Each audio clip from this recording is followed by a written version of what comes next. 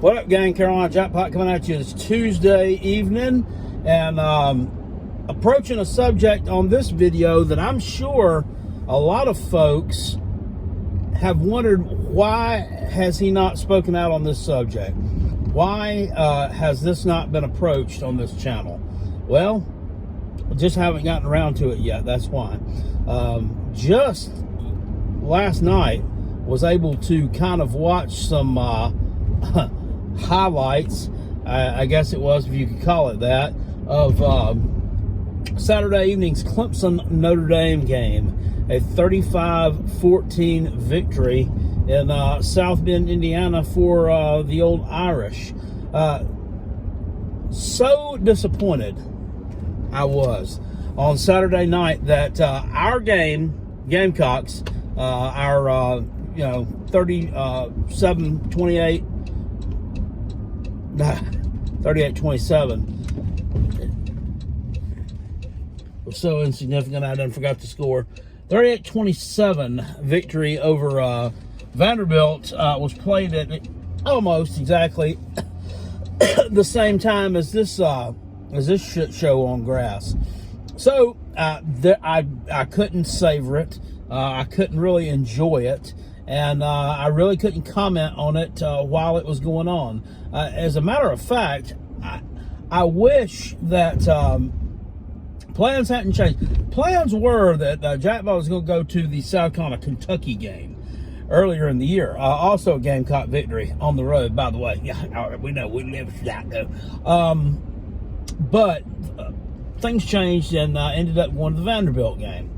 I wish that we hadn't had to have changed that, because I would have loved to have been at home with Gamecocks on one TV, Tater Shits on the other, and be able to cheer out of one side of my mouth and then out of the other, laugh and point at the debacle that was going on there in South Bend. Is Clemson a dead program?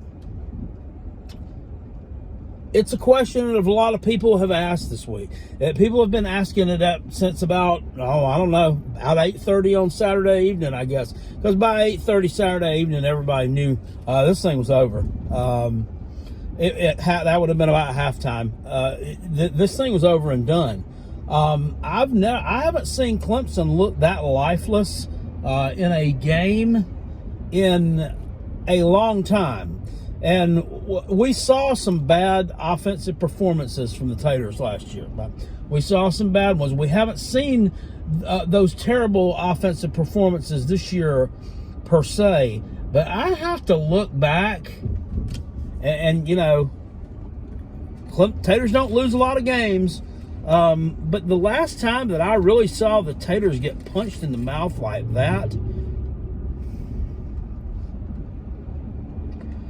shit, Taters, I don't know. I don't know when the last time I saw you got punched in the mouth like that. Maybe that might have been that Orange Bowl against West Virginia. I mean, you really look bad. You really, really look bad. And it's been a disturbing trend for you. It's been a disturbing trend for the past couple of years. You skated by the skinny. Last year you wanted to sit there and say, well, we had a bad year and we finished up 10-3. Yeah, you finished up 10-3. You also had wins by the skin of your teeth over a horrible Georgia Tech team, over a horrible Syracuse team, and over a horrible Boston College team, just to get to those 10 wins. Okay, and you can save me we had the 30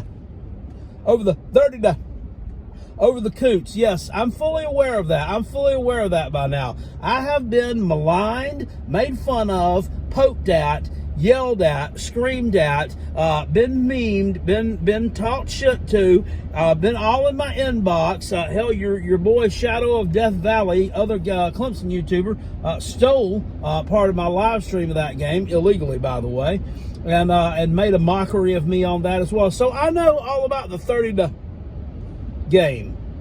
I know all about it. So we're not talking about that. We're talking about the rest of your schedule. We're talking about the rest of your schedule last year. You looked horrible. And the groundwork for this was laid last year. And it was. where, I mean, what is going on? I mean, what is really going on? Is it the talent level, or is it coaching? Or is it a little of both? It's got to be one or the other, right? Well, I mean, I'm just looking here and I can tell you, number one, you don't have the wide receiver talent there that you used to. Save me the talk of number 0, Antonio Williams, who wears number 0 because he's also a big fucking 0. But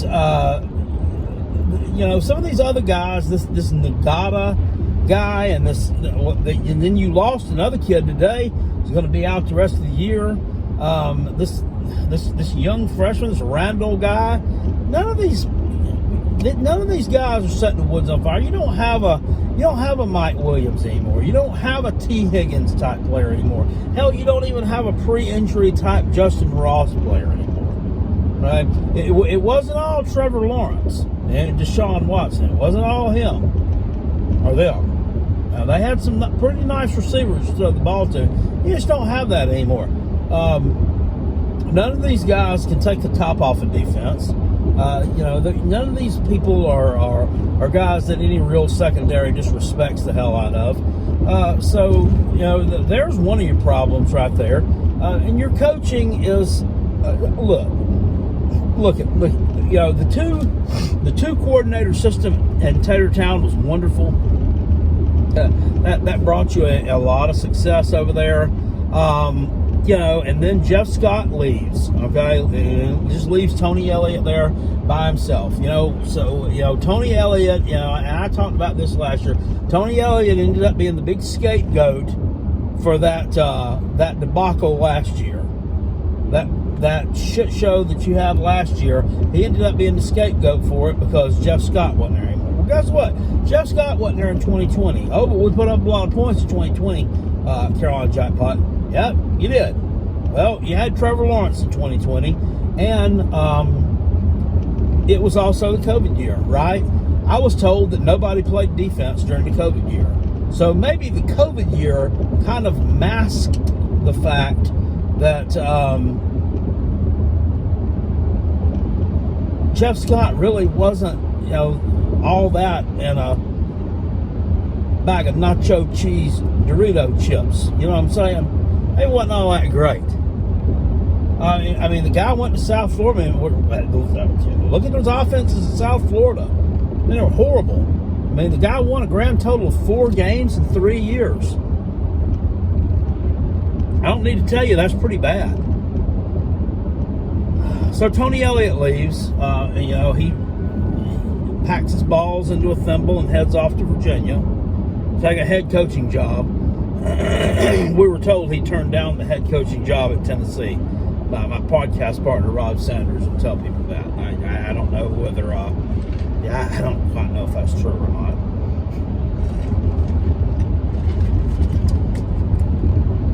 So then you're stuck with the decision, I guess, or Dabo is, of who's he gonna hire for an offensive coordinator? Who's he gonna hire to replace these guys? We need to make a splash hire. So instead of making a splash hire, he goes out and promotes this Brandon Streeter, this quarterback's coach, to offensive coordinator. Now, I'm not going to sit here and tell you that I know how to hire an offensive coordinator or pick an offensive coordinator. And by God, you can throw all the shade at me you want to about the Gamecocks' offensive coordinator problems. I'm well aware of them. So obviously, Shane Beamer didn't exactly know how to hire an offensive coordinator either. Guess what? Our offensive coordinator wasn't his first choice. It wasn't his first choice for offensive coordinator. No, Dabo could have went out and gotten anyone that he wanted. I mean, you have a national championship level program that had a down year. He could have went out and cherry picked whatever he wanted and taken it. But no, he decides to promote this quarterback's coach. Now, I don't know what kind of quarterback coach Streeter was, but I've been told and I've heard from a lot of the things that I listen to and read that Trevor Lawrence really didn't develop a lot at Clemson. I mean, this guy was just innately talented when he came from high school. And you saw that when he was a freshman. I mean, he was clearly the most talented player on the field when you lined all 22 guys up. So there may be some truth to that. Maybe he really didn't do a lot of development on them. So if we take that into account and we say that's true, then we took the quarterback coach who really didn't do a lot of developing with your five-star quarterback out of high school, and we're going to make him the offensive coordinator of a national championship level Power 5 football team. It doesn't make any sense to me. That's just dumb. I mean, even I can see that that's dumb, and I don't really have a whole hell of a lot of experience on the subject, but I can tell you what I've seen other coaches do. I've seen other head coaches of successful programs that will go out and they'll hire somebody. They'll hire an actual head coach, from another team, somebody that maybe lost their job as a head coach, but as a good coordinator. No, he didn't do that. He also didn't go to maybe a kind of a lower level Power 5 school. With an offensive coordinator who's doing a pretty good job and hire them. No, didn't do that. Or maybe a real successful Group of 5 school. Get an offensive coordinator from there. Hey, that sounds like a pretty good idea too, don't it? Maybe that might work here. No, we didn't do that either. No. We want to keep someone that we can keep a leash around, someone that fits our system. A Clemson guy, Clemson man, a Clemson gentleman. It's a Clemson gentleman. A member of this cult to run our offense, and he can't do it. I mean, it's horrible. It's absolutely abysmal. Pathetic. Under 300 yards against Notre Dame. Not a good Notre Dame team the other night. And spare me the talk about, well, it was raining. We had gale force winds up there, and it bad weather. So I was told that Will Shipley was one of the best, if not the best, backs in the ACC. So why didn't we ground and pound it? Why couldn't he do anything? Because your offensive line, middling at best. And not even want to talk about this defense. Not even going to lay into that. You gave up almost 400 yards to a Notre Dame team. This guy, he completed less than 100 yards worth of passes. This Pine, whatever this guy's, Pyre, whatever this quarterback's name is, Drew Pine. And this Tommy Rees guy at Notre Dame, he's not a good offensive coordinator either. But, did enough to beat you. Special teams killed you. The ukulele throws a pick six. A 96-yard pick six? Really? Ukulele? And I don't know about him either. This guy, this poor kid, I don't know if he's just not that good or if he's received bad coaching. I don't know. It's probably a combination of both. I think in 2020, he had 2 real breakout games as a true freshman because, nobody had any film on him except for what he'd done in high school, so they didn't know what to expect. And it was the COVID year, and nobody played defense during the COVID year. So that may have had something to do with it as well. From 2021, from the get-go, from the jump, looked bad. And don't tell me, he beat your Coots 30-0. Blah, blah, blah. It wasn't anything he did. It was absolutely nothing that he did. This guy threw for 95 yards against South Carolina. That's poverty level. That is poverty level. It was what Will Shipley did on the ground that beat South Carolina. It was South Carolina being out of position, missing tackles, and letting this freshman running back look like Barry Sanders and Ricky Williams all combined into one, except a much lighter shade of both. So, I don't want to hear what the ukulele did South Carolina. He had a terrible year last year. And then this year, he comes back and says, well, ukulele's lost weight. He's faster. He's going to be better. He's faster. He's running the ball for you. Running the ball a hell of a lot better than he ever has for you. He's not supposed to be a running back. He's not your running back. Shitley is your running back. So I don't know what's going on with this team. But Dabo, I mean, this guy needs to get it together. It's all right to keep some of these position coaches around if you want to, keep it all in the family. Keep it all Clemson. Keep it all close to the vest here. We need people we need a Clemson gentleman. We need Clemson gentlemen that are bought into our system. And blah, blah, blah, blah. That's fine if you want to keep in position coaches like that. But the offensive coordinator, the guy, it's going to be their offense. The guy that's going to run it. Dude, you got to go out and get somebody. You got to go out and get somebody good. You got to get somebody that knows what you're doing. I mean, what happened to the Dabo that went out and got Chad Morris? Because he knew what he was doing. Because he'd be a hell of an offensive coordinator, huh? When you got rid of Billy Napier, Sunbelt Billy, you fired Sunbelt Billy after the 2010 season when you had a losing season after the Gamecocks drug your sorry carcass up and down the field up here at Death Valley for 4 quarters, beat you 29-7. Then you lost the bowl game. You lost to South Florida in the Tire Bowl. Don't act like I don't know I don't know my history and I don't know what happened. They drug you up and down the field in Charlotte for 4 quarters too. So then you fire Sunbelt Billy, and you bring Chad Morris in because you knew he'd be a hell of an offensive coordinator, and he was. What happened to Dabo, who got rid of what was his name, Kevin Steele? Was a terrible defensive coordinator. We ain't really talked about defense yet. What happened to that? After the West Virginia game, fired him, went out and hired Brent Venables because you knew he'd be a hell of a defensive coordinator, and he was. What happened to Dabo that did that? He was a program builder. That was a program building Dabo. You were building the program then. So now you think that the program, since you got the program built, that you can sustain it no matter what you do now. No, that's not the way it works, Jack. That's not the way it's going to work for you. You got to spend a little bit of that money. You can't keep it all for yourself. You got to ask that athletic department for a little bit of some strings, a little bit of cha-ching, and we need to go out and hire ourselves some decent coordinators. Because right now, I mean, this Goodwin guy, what was he? What was his claim to fame? We were told, oh God, I mean, this is one of the best young minds in football. He's one of the best young defensive minds that we've seen. He fetched coffee. in the Phoenix Cardinals football office. He was a coffee runner. So since he's a great coffee runner and he's a Clemson gentleman, he's going to be a great defensive coordinator for us. No, it just don't work that way. I'm sorry, it doesn't. And I mean, I can see your offense looking like garbage. It looked like garbage last year.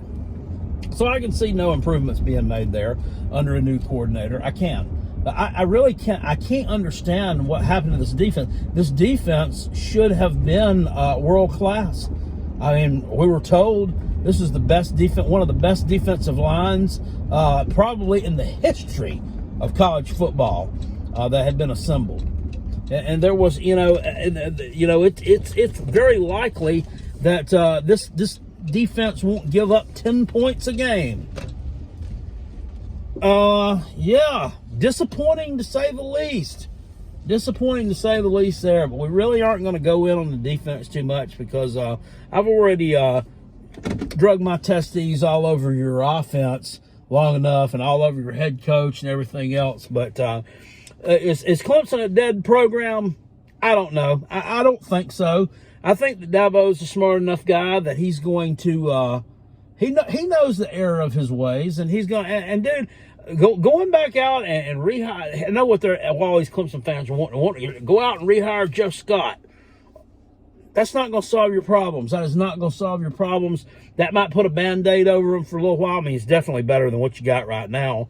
But in the long run, that's not going to be the guy. That's not going to be the guy. You people, you need a new defensive coordinator and you need a new offensive coordinator down there. And save me the Gamecock talk, okay? Because we could stand a new one in those positions as well. And is Clemson going to beat South Carolina this year? I don't know. Probably so. I say it's an 85% chance that they do, because South Carolina can't stop the run, and that's where your strength's at. We won't have to worry about stopping the pass because you can't throw the ball. You can't throw the ball. You don't have any receivers to throw it to. You throw it to tight ends. You throw it to Davis Allen, the guy with 2 first names, and Jake Brenning's stool sample. That's your receiving core. So, you know, we don't have to worry about your passing game, but your running game, yeah, it can be a problem. That is, if you're smart enough to use it. Dead program? No, I don't think so. Dead team this year? Yeah, I think you're a dead team. Everybody thinks that little old Clemson's going to be mad. We're going to be pissed off, and we're going to be ready to take the world by storm next week. We're going to hang 50 on Louisville. We're going to beat them 50-3, and we're going, you know, come in Death Valley. We're just going to, you know, have our way with this team, and everybody's going to forget about this bad shit in Notre Dame. We done won the ACC Atlantic anyway, so it really didn't matter. That's why we wasn't focused on Notre Dame. We was too busy celebrating, you know, we done got about 10 ACC Atlantic rings right now, so that's what we was too busy. Yeah, no, it's not. Louisville is definitely capable of beating you. People don't realize Louisville has a pretty good defense. They're opportunistic too, and they're pretty good at creating turnovers. Just ask Wake Forest. So, you know, you've been playing them ever since 2014, and they've never beaten you. There have been several really, really, really close calls. Close calls that made me almost want to get up and kick a hole in my TV. However, I have just a little bit of a pot belly, and I was not able to get my leg high enough to do that, so I didn't even attempt it. But there's been some close calls, and just kind of looking at things, and it may be a coinkydink, I don't know. South Carolina's been playing Texas A&M since 2014 as well. And South Carolina finally snapped that skid this year. Is this the year that Louisville finally snaps the skid against the Taters? I don't know. I don't know if it is or not. But, you know, there are coincidences out there, and they do happen from time to time. So it's definitely not a team that I'd take lightly coming into the dump this weekend. So I hope you enjoyed this video. If you're a Clemson fan, I know you didn't enjoy it. You don't like hearing facts, but that's what Carolina Jackpot's going to get you. Look, that's Dabo calling me right now. He knows that I'm making this video, and he's pissed off. He's going to give me an earful about it. I guess I better go get it. I'll see y'all later. Appreciate you. Peace. I'm out of here. Go Gamecocks. Woo!